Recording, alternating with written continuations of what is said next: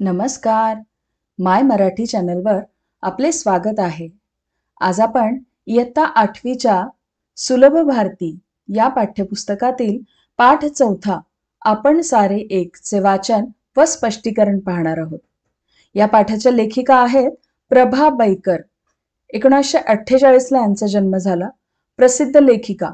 त्यांची प्राजक्त पाकळ्या, तिची गोष्ट हे लघु कथा संग्रह, मनोगत, दवबिंदू, झगमगणारे हे ललित लेख संग्रह, बाई मी विसर भोळी हा विनोदी लेख संग्रह, आनंद मेळा हा बालगीत संग्रह इत्यादी पुस्तके यांची प्रसिद्ध आहेत.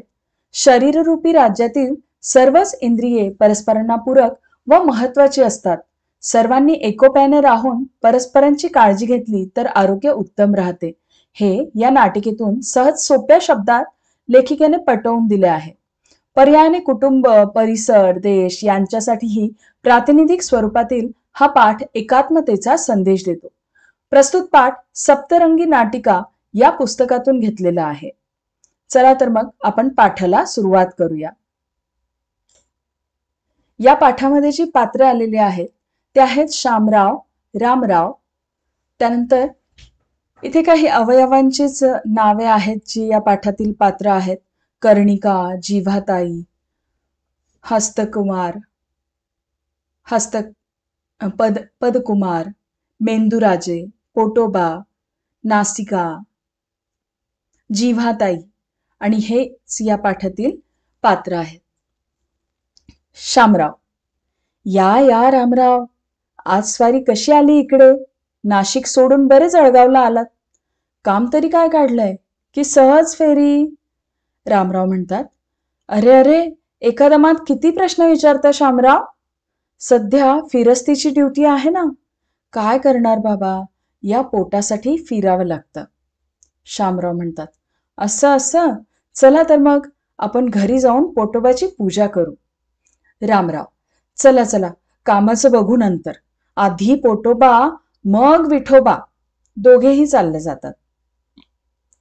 नासिका म्हणजे नाक, कर्णिका म्हणजे कान, नयनकुमार म्हणजे डोळे, जिव्हाताई म्हणजे जीभ, हस्तकराज म्हणजे हात, पदकुमार म्हणजे पाय इत्यादी अवयवांचा गमतीदार संवाद रामराव आणि शामराव यांच्या संवादानंतर सुरू होतो.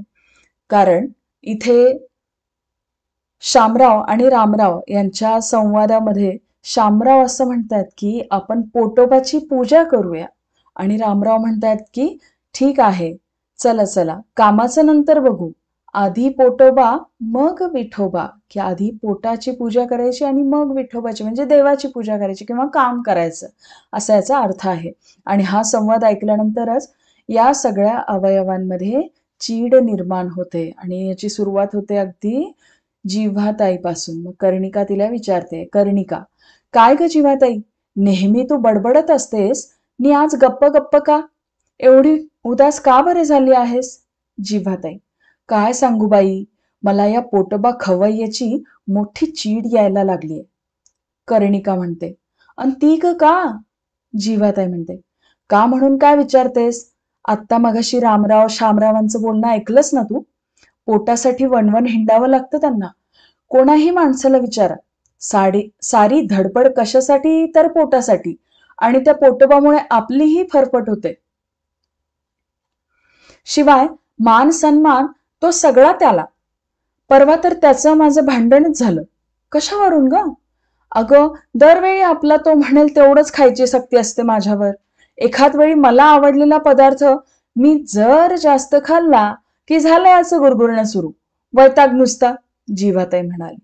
कर्णिका म्हणते, खरंच ग बाई, शिवाय हे पोटोबा महाशय नुसतंच बसून खातात. आपल्यासारखं काही काम करत नाहीत की काही नाही. ही आलीच बघ नासिका. काय ग नासिके, तुला काय वाटतं? नासिका विचारते, कशाबद्दल? कर्णिका म्हणते, अगं, ही बडबडी पोटोबाबद्दल तक्रार करतेय. तिचं म्हणणं आहे की पोटोबा खवय्ये काहीच काम करत नाहीत.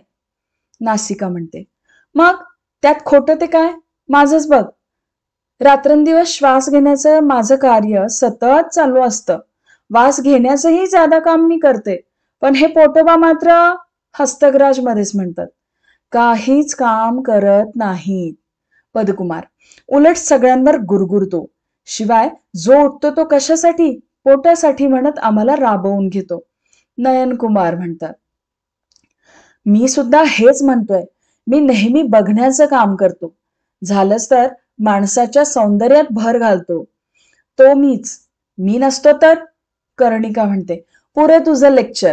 मी सुद्धा ऐकण्याचं काम करून माणसाच्या जीवन व्यवहाराला मदत करते म्हटलं.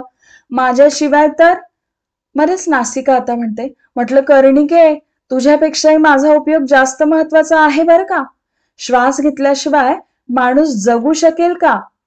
जीवाताई म्हणते, आणि माझ्यामुळे तर माणसाच्या जीवनात अर्थ आहे. मी गोड बोलते, नाना तऱ्हेच्या पदार्थांची चव माझ्यामुळेच मानव चाखू शकतो. आपण सारेजण अनेक कामे करतो, पण हे पोटोबा मात्र आयते बसून खातात. जेव्हा आपण या पोटोबांविरुद्ध संप करूया आणि मेंदू राजेसाहेबांकडे तक्रार करूया. नयन कुमार म्हणतात, हो हो, आमची तयारी आहे संप करण्याची. आजपासून मी बघणार नाही. बघा, आता इथे आपण या सर्व पात्रांचा म्हणजे या सर्व अवयवांचा संवाद आपण ऐकला. जीवाताईने सुरुवात केली. तिला पोटोबा खवय्याची चीड यायला लागलीये असं ती म्हणते. मग कर्णिकीने तिला विचारलं की का?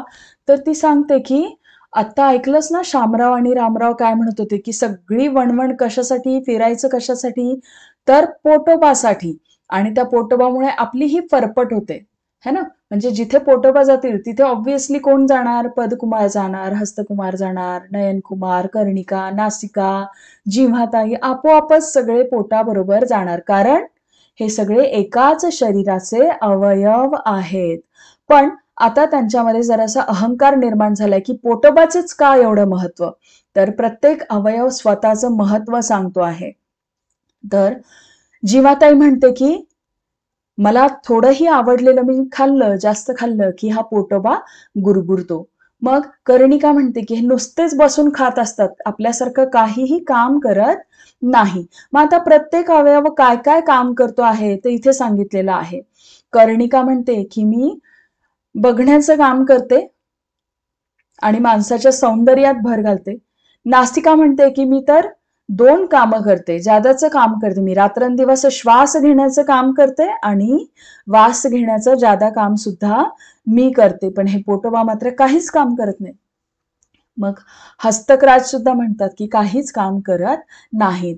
पदकुमार म्हणतो की सगळेजण कशासाठी फिरतात, कशासाठी भटकत असतात? तर पोटासाठी. आणि पोटासाठी म्हणत म्हणत आम्हाला राबवून घेतो. म्हणजे पायांना चालावं लागतं म्हणून ते म्हणतात की आम्हाला राबवून घेतो. मग नयन कुमार सुद्धा म्हणतात की मी माणसाच्या जीवन व्यवहारात सौंदर्यात भर घालतो. विद्यार्थ्यांना विचार करा, जर आपल्याला डोळे नसते तर आपण किती भयंकर दिसलो असतो, हो ना.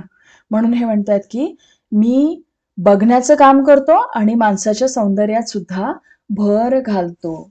मग कर्णिका म्हणते की मी जीवन व्यवहाराला मदत करते. म्हणजे ऐकण्याचं सुद्धा काम करते आणि माणसाच्या जीवन व्यवहाराला सुद्धा मदत करते. असं करत करत सगळे जण आता आपल्या आपल्या कामाची थोरवी गात आहेत आणि त्यांच्यामध्ये भांडण सुरू झालं. आणि फायनली त्यांचं आता ठरलेलं आहे की आता आपण संप करायचा आहे आणि पोटोबाची तक्रार कुणाकडे करायची आहे? तर मेंदू राजेसाहेबांकडे करायची आहे. मग कोण कोण काय काय नाही करणार ते आता आलंय.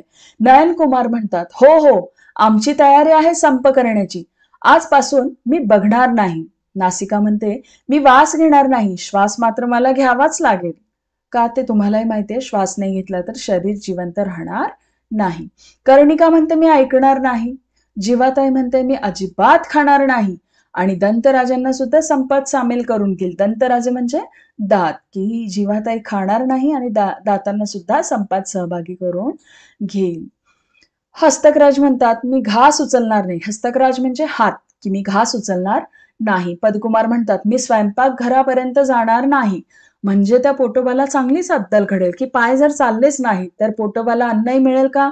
नाही, अन्नापर्यंत ते पोहोचूच शकणार नाही. मग सर्वजण मेंदूराजे यांच्याकडे जातात. त्यानंतर मेंदूराजे तातडीने सभा घेतात. तर तातडीने सभा घेणारे कोण? मेंदूराजे.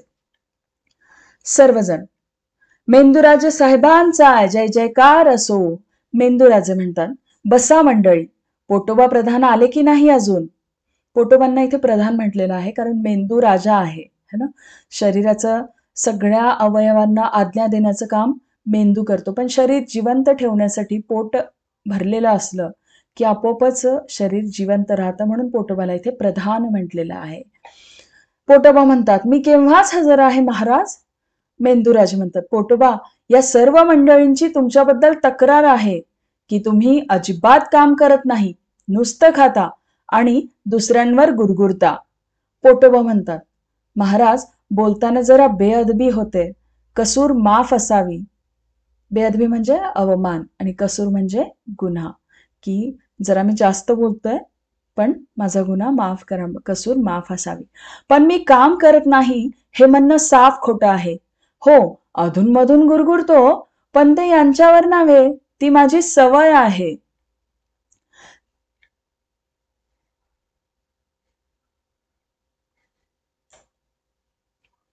त्याशिवाय शरीराचं राज्य सुरळीत कसं चालणार? आता हेच उदाहरण घ्या ना. या सर्वांनी संप पुकारला, मी गप्प बसलो, पण याचा परिणाम त्यांनाच भोगावा लागला. जीवन रस मिळाला नाही म्हणून त्यांचे चेहरे बघा कसे सुकून गेले. मेंदूराजे, नयनकुमार, पटलं ना सर्वांना? शिवाय असं पहा, आपण सारेच एकमेकांवर अवलंबून आहोत. आपल्या देशाचं राज्य सुरळीत कसं चालणार? आपल्या देशाचं राज्य चालतं ते सर्वांच्या एकतेमुळे. पाय चालतात ते रस्ता डोळ्यांनी दिसतो म्हणून. सर्वांची कामे होतात ती पोटोबामुळे. आपणाला जीवनरस मिळतो म्हणून. त्याने अन्न खाल्ले नाही तर काय हाल होतात ते आता तुम्हाला समजले असेलच.